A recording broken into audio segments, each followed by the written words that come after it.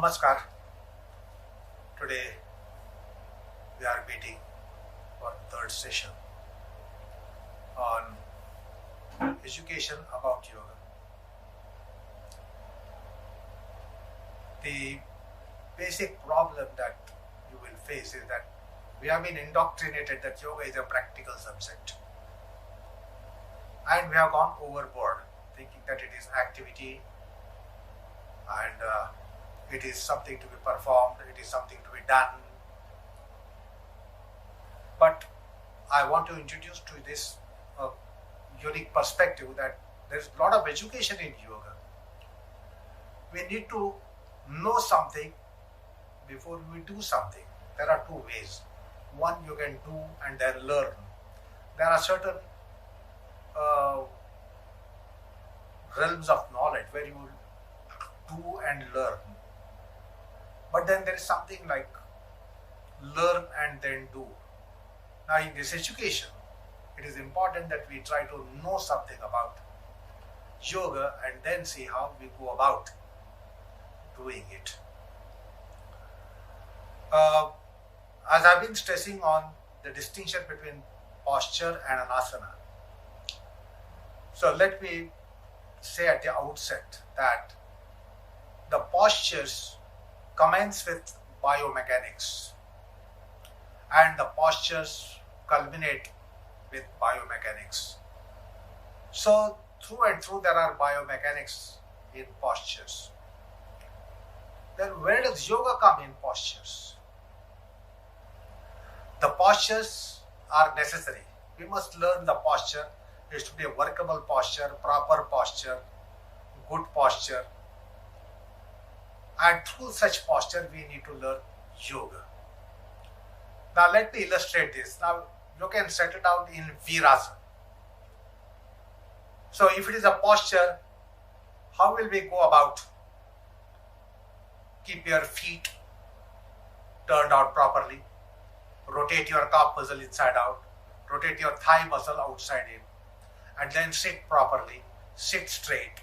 Sacrum concave. Open your chest, lift your spine, shoulders back. And through we'll be just telling you about the biomechanics with reference to different parts of the body. So maybe the arm positions can come, arms, back, namaskar at the back, Parvatasana arms over the head, Gomukhasana arms at the back, or Garudasana arms in front. So you can be doing all these postural variations. So you can do that in a posture. Gomukhasana arms, Namaskarasana arms at the back, Parshva Namaskarasana, or Gomukhasana arms. Now we will be telling you about skeletal-muscular parts of the body, their action, what should go down, what should go up, what should rotate, what should be stretched, what should be straightened, what should be hardened, what should be softened, like elevate the pelvis, elevate the diaphragm, lift your chest, roll the shoulders back, shoulder blades in, dorsal back in. So these are all biomechanics. So it commences with biomechanics and it also ends with biomechanics. So the posture is like a starter for a vehicle. Once you start your vehicle, you don't dabble with the starter time and again. So similarly, the posture is like a starter. And then we have to see that we proceed for an asanic condition. Now, if it is an asanic condition, now let's try to understand the implications and nuances. The body, mind, breath awareness, as I told you about in the first session. Now, in your Virasana, there are paradigms. You can do the Virasana, which can be called as hip, buttock, sacroiliac Virasana. So that's the porthole from where you will try to negotiate your Virasana. So find out how do you do it? Where there should be launch point at the sacroiliac region, sacrum, tailbone, coccyx, hips, buttocks, anal mouth, pelvic region, on the anterior, below the navel, pelvic floor to navel, abdomen. So this is how with this paradigm we'll be going about. Now that can be changed to shoulder blade. It can be shoulder blade measure, Virasana. So find out how you modify the dynamics, how you reset the dynamics between buttock bone, sacrum, centricity to shoulder blade centricity. Then from shoulder blade centricity to chest centricity, diaphragm centricity, abdomen centricity. So you will have various negotiations possible. Like you drive a car, you don't just start a car, you drive a car. So you'll be driving the asanas. There are different schemes to drive an asana based on paradigms in asanas, in yogasanas, which doesn't come in posture. Posture, it is a general addressal to entire body, skeletal-muscular physical body. Now in your Supta Virasana, you can be doing, or your Virasana, sitting Virasana, you can be doing the Virasana as an exercisive condition. Skeletal-muscular exercise. Find out how you can exercise skeletal-muscular body by your Virasana, which can be with Parshvanamaskarasan, Gomukhasan, Garudasana, arms in the front, Parvatasana, arms over the head. So these are all probabilities where you will activate the body differently, and that's how it becomes physical culture. Now, in yogasanas, you have to identify how you are not only doing the skeletal-muscular movement, but how you can use a profound breath, a profound inhalation, a profound exhalation, voluminous exhalation, voluminous inhalation, sharper inhalation, thicker inhalation. So also sometimes the post-exhalative retention, Uddiyana Kriya, Uddiyana Mudra can come.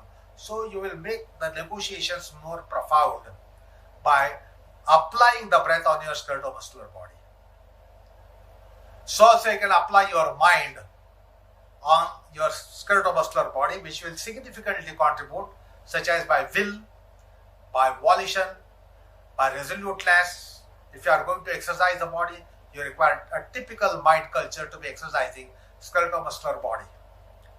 So you can use that aspect of mind, the intent to exercise skeletal-muscular physical body. So find out how the breath will contribute, the mind will contribute. In an associated condition, how it will contribute. Now, if you do this much and this way, it will again be a physical culture. You are using the body, mind, breath for the benefit of the body. You are using the body, mind, breath combinations for skeletal, muscular, physical body. So again, it will be physical culture. In yoga, we need to go beyond physical culture. If it is yogasana, it needs to go beyond physical culture, not just get stuck at physical structure or physical culture rather. Now, in yogasana, now find out how we will get different perspectives. Now you are doing Virasana. Let's say Parvatasana arms. You are running Parvatasana arms, interlocking the fingers over the head and then trimming the arms, straightening the elbows, extending the armpit, etc. Now, we are used to doing this for the body, for the corporeal body, for the skeletal muscular body, for the body matter. Now use that position and start addressing your breath, making the breath as a beneficiary rather than a benefactor, which was in the earlier phase.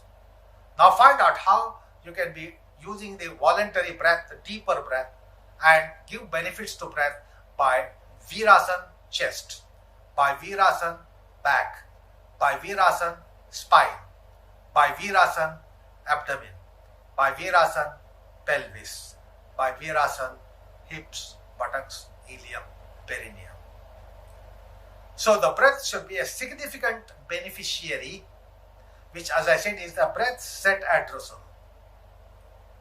Similarly, you can do for your mind, objectify your mind, understand the state of mind. Like if usually we are used to doing a photogenic pose. So we are camera conscious, lens conscious. We know what the lens catches, what the camera catches, and therefore we justify that position to justify camera lens. That's called photogenicity.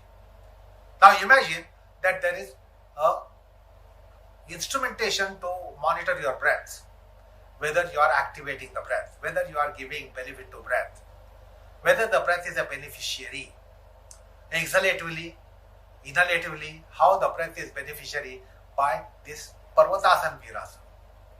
In another pose, it will be different benefit to the breath. So not only use the breath, but also make applications on the breath. This is implied in an asana.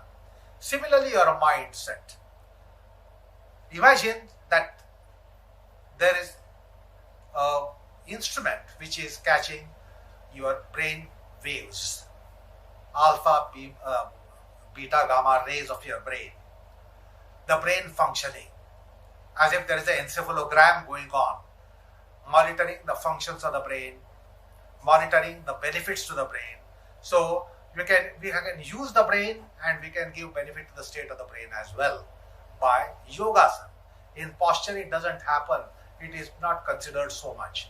But in asana you can give the benefit to brain as if there is an encephalogram, there is a brain scan going on, somebody monitoring your brain, monitoring as to how the brain is getting an advantage. So these are body, mind, breath addressable. Now today let me introduce a new dimension here. What is this new dimension? Usually you are familiar with a condition. You say, I am doing Virasana. What is the syntax? I am doing Virasana. Try to understand the noun, verb, predicate in the syntax. Now if I suggest, go for a condition where the syntax will be, I am doer of Virasana. What changes are you going to effect between I am doing Virasana, I am doer of Virasana? Are you really doer at a point in time? Another point in time, are you doing Virasana? I am doing Virasana has two meanings which we overlook. The sentence has two meanings. One meaning is with a tone that you are the doer, you are executor. You are playing executor role and you are executing Virasana, so you become doer. So there is a shade to the meaning of the statement I am doing of the nature of I am doer. Your will, your subjective entity, your volition, your intent, your perceptions, your sensations. So you are doer of Virasana. The another meaning to the syntax is that you are instrument. You can be instrument when you say I am doing Virasana. You can be instrument of accomplishing Virasana, executing Virasana. So if you play instrumental role, find out how are the dynamics. If you are playing subjective role, find out how are the dynamics. Then there is a third syntax which says, I am being done. I am being done. So Virasana is being done on me. So subjective entity is sculpted, is carved, is cultured. So you'll have to render these syntaxes and understand the dynamics of it. I am doer of Virasana, I am doing Virasana, and I am done by Virasana. When I say I am done, I am not referring to tense. It is not past tense. So the done here comes as a noun. I am done entity. Virasana is a tool, Virasana is an instrument, Virasana is an object, and I am the beneficiary of it. My subjective entity is beneficiary out of it. So you'll have to render these syntaxes and try to understand the differences in negotiations. Now this is implied in an asana. Now if you are subjective entity, I am doer. Understand again the shades and nuances here. You can be doer when you identify yourself with your body. That you are body, you are corporeal body, you identify yourself with the body, and then you say, I am doer. How do you go about? Then identify yourself with your breathing, as if you are breathing, you are breath entity, you are identifying yourself with a breath. Understand how the negotiations will change. Thirdly, identify yourself with your own mind. I am mind. If I am mind, what do I consider? So you'll have three different considerations. I am body. What will I consider? I am breath. What will I consider? I am mind. What will I consider? Now these are nuances of yogasana. These are not nuances of a posture. Because in posture, you will identify yourself with a body. You will say, I am straight. Actually, body is straight. I am firm. Actually, body is firm. So in postures, when you identify yourself with a body, understand the corporeal influence and gravity. But when you identify yourself with a breath, it will be different negotiation. So get your education here. How the negotiations change, how the considerations change. As a student of yoga, you must be able to identify yourself not only with the body, but with the breath and with the mind. Then I am doer of my virasana is antithesis of yoga. You are supposed to be a beneficiary. Subjective entity must be sculpted and carved. If you are doer, you are involved in activity of it. And you will never get the witnessivity. In yoga, you are supposed to be witnessing. Therefore, the other day I told you, allow the interaction of body, mind and breath and keep watching interactions. Then you will be soon getting onto the track of witnessing phenomenon in asanas. This is very important fabric of an asana, that you are not a doer. You are not even doing. You are not even done. You are witness. If you are doer, doing, done, it is a materialistic culture. If you are witness of the phenomenon of body, mind, breath interacting with each other, then you get the witnessivity. And that will be more closer to the core aspects of yoga. So I want to first help you overcome certain misunderstandings about yoga as asanas or postures.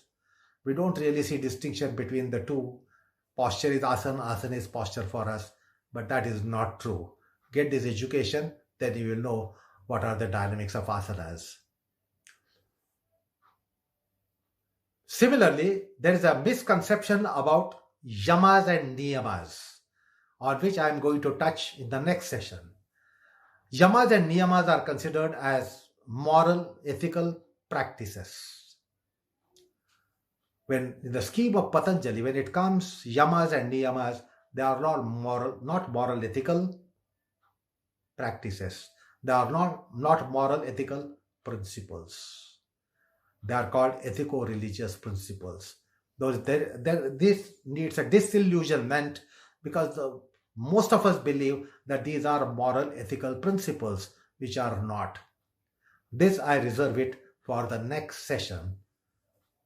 What are yamas and niyamas? Why they are not moral, ethical practices? Why they are not moral, ethical principles? So thank you for your patience. Namaskar.